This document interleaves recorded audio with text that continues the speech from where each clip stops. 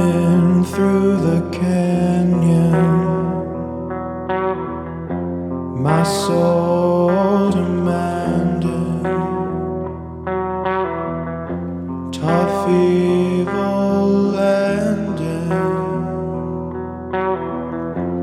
fall down below.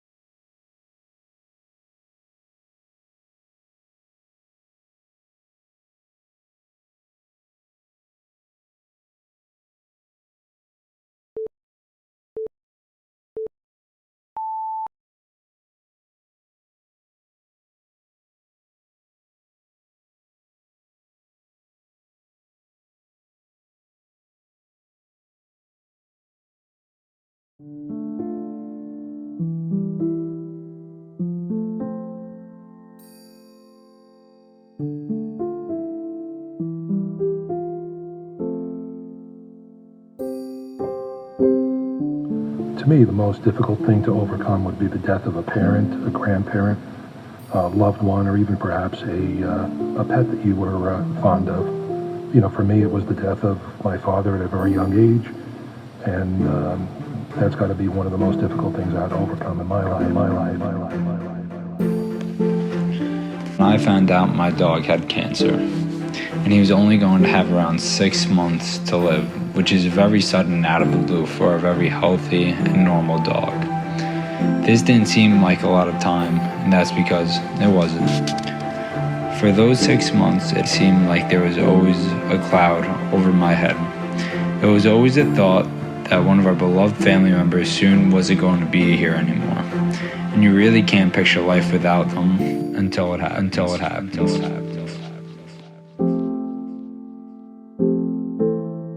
One of the hardest things I've ever overcome was getting over the loss of both of my grandfathers dying within 9 months of each other. At first, they're in your life, and then the next moment, they're not. And when I was younger, it was just so hard because I never had to deal with death, and I didn't know what it was or, the impact of it, how significant it was. When you're young, you don't really think that tomorrow one person can not be in your life just like that. The hardest times that I have known have been my bouts of clinical depression and anxiety.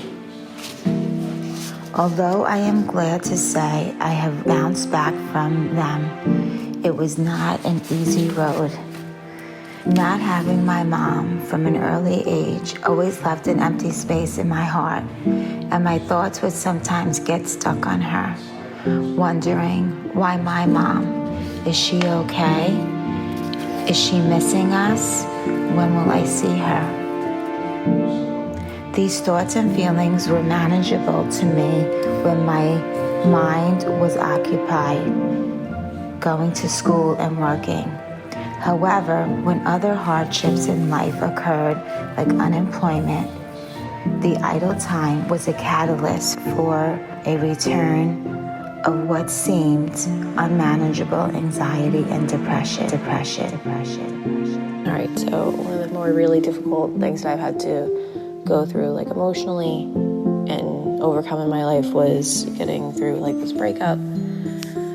It was like my first really serious relationship, and everything started off great, and I sort of like put him on this pedestal because it was my first like long-term relationship, and I thought this was the one, and everything was magical and fairy tale and all of that. This was the one.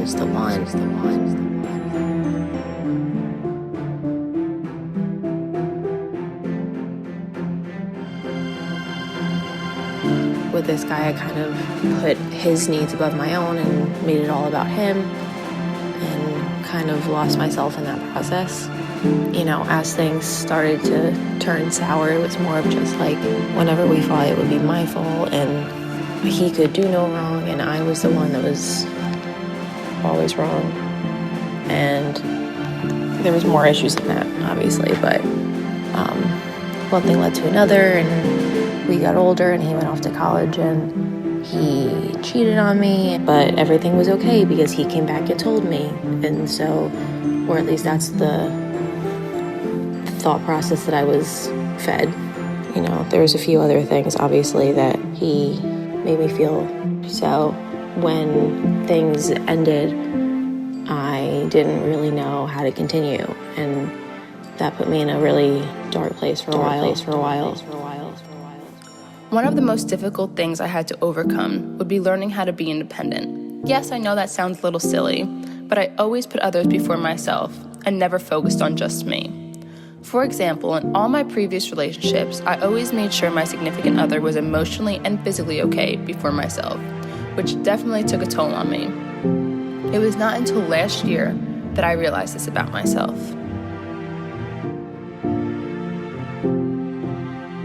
So let me fill you in. I've been in a happy relationship for about 3.5 years now. Of course, we had our ups and downs, but he has taught me a lot about being independent. For me to fully grasp that concept, we definitely hit a couple speed bumps along the way.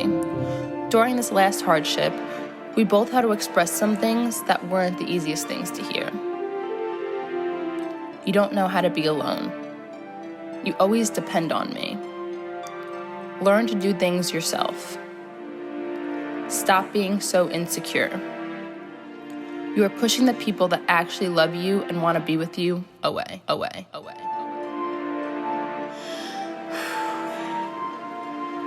One of the hardest things I've had to go through in my life has been surviving in and eventually escaping an abusive relationship I was in for 4 years.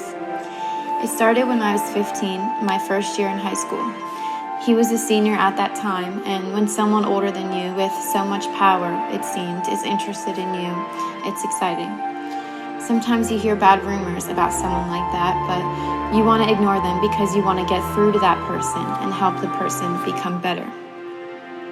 Right away we clicked, but things soon went south.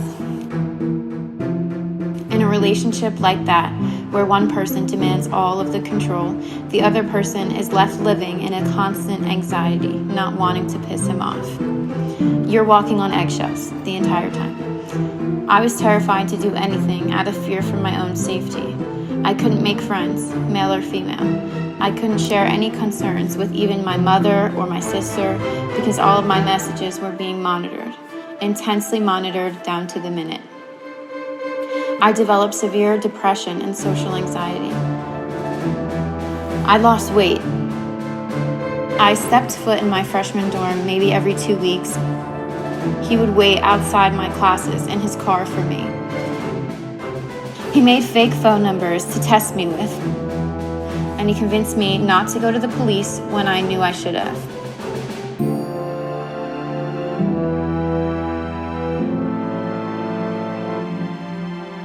One day during another episode of uncalled for rage, I was pushed to the floor and I'd hit my head on the toilet. I was in the bathroom. And something in me just snapped. I had to get out. I had a dance show that day and I packed as much as I could from that house, trying to be discreet. And I just left like nothing was wrong. I was used to faking like everything was fine, but this time I did see a future where everything could be fine and I was safe, and so I ran for it.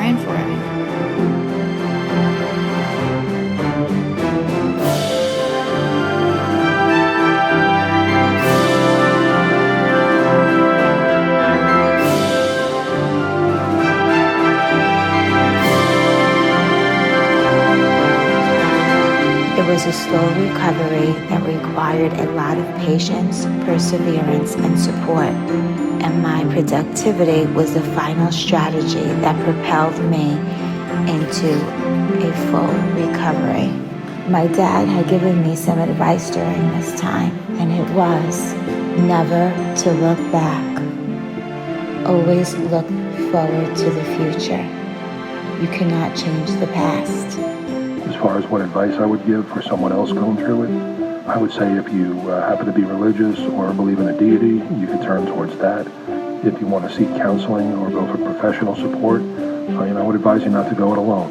Allow family and friends to console you. Don't blame yourself for the loss of a person. Spend time with loved ones who are still here. Cherish the time you have with them. Life is short, and honor their life, honor their memory. Until that day arrives, that's all that will be on your mind, and all you can try to do is to spend time with them until that day is at your doors. And trust me, that terrible day will be there. But one day at a time, it will get better and better. My advice for anyone going through anything right now is that time heals all wounds. It's also hard to see the other side while you're in the midst of everything, so just pull through. The advice I would give someone going through the loss of a loved one would be just think about all the positive, fun, and happy memories you ever had with that person. And just know that they wouldn't want you to feel grief. They would want you to be happy. Happy that you had the experience with them and to share moments together. And that you were blessed enough to enjoy their company and their impact while you had the opportunity. life isn't promised, but you can appreciate the day as it comes and the interactions you get with one-on-one. And if you're ever dealing with the grief of a lost loved one, just talk to your family, talk to your friends, tell people that you love them while you still have them in your life. One day you'll be here, the next day you won't, because you never know what can happen tomorrow. But you can change what happens today. So my advice for someone going through any form of really self-doubt and self-discovery journey would be just to stop trying to fix it and just let it fix itself. Do what makes you happy and live for yourself, and don't put your energy into someone else to try and fix it for you. You kind of have to do what you need to do for yourself, and everything else will follow suit. Because if you put yourself back together, everything else will fall into place. The advice I would want to give to someone going through the similar situation as me would be always find yourself before you find someone else. People can see the difference in you if you take care of your mental and physical health. Self-care is not something everybody has, but if it is, I truly believe the world would be a better place in all aspects. My advice to you, if you're going through something like that, is to trust yourself. When you love that person, it can be so hard to see otherwise, but you know in your gut if something isn't right. Trust yourself that you know how to get yourself out of any situation. Trust your strength, trust your ability to use your resources, and trust that God or whoever, whatever you believe in, has better things in store for you. Trust that your friends want to help you, they want you to talk to them, and they will be there for you no matter how many times you go back to them. Trust that there are people who are able to protect you, and asking for help does not make you look insane. Trust that no matter what he says, you are not crazy, you are not misremembering things. You were there, you know what happened. Take everything they say at the end of the day with a grain of salt, because people who act like this are simply hurt. That's his sadness, anger, and abandonment issues speaking for them, and they cannot help it. They will not change. They will not ever be different, no matter how hard you work. So trust that you are capable. You are capable. You are destined for greatness. And you can get yourself out.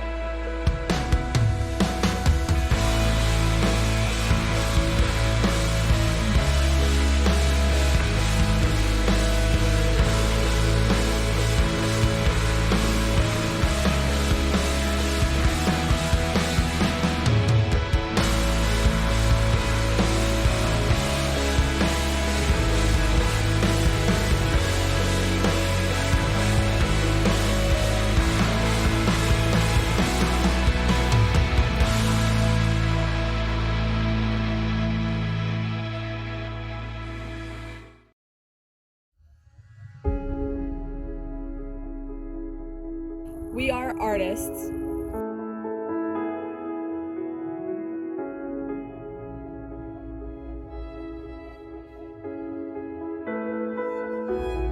We are athletes.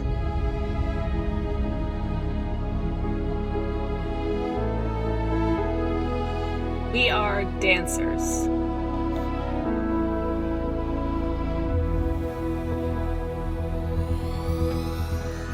We are powerful.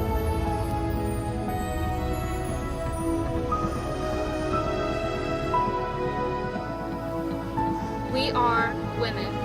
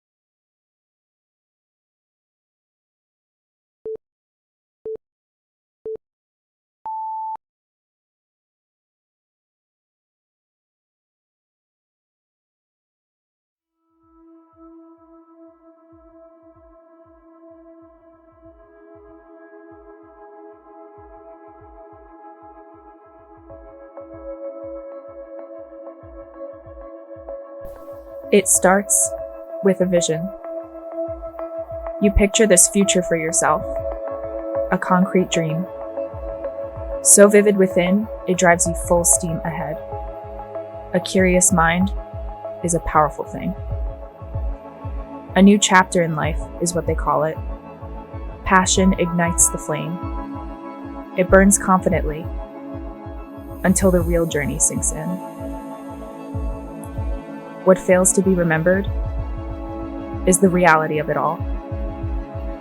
You can't define success without failure, experience calm without chaos, and the uncertainty of it all is okay. Uncertainty is the fuel that keeps the flame alive.